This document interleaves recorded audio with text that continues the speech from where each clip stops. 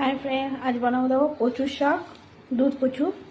ঠিক আছে, আমি কেটে নিয়েছি দেখো। আর এটা মুসুরির ডাল, রসুন থেতো করা আর কাঁচা লঙ্কা।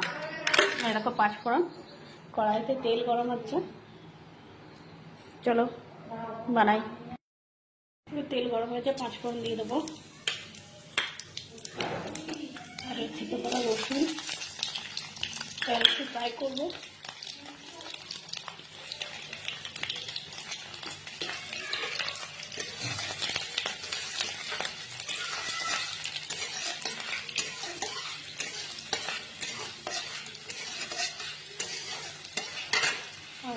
এবার ডালটা দিয়ে দেবো, ফ্রাই করবো। এখন ডালটা ভাজা হয়ে গেছে, এবার হালকা উষ্ণ জল আমি দিয়ে দেবো।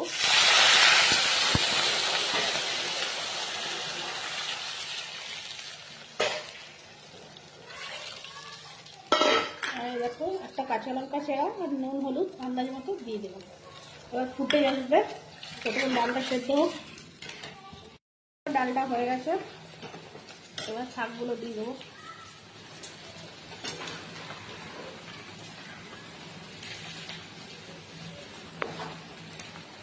দেখো ফুটছে, আর একটু শুকিয়ে আসলেই নামিয়ে দেবো। দেখো ডাল একদম রেডি, দুধ কচুর শাক দিয়ে ডাল। কাঁচা লঙ্কা চিড়ে দিয়ে দিয়েছি, এবার নামিয়ে নেবো।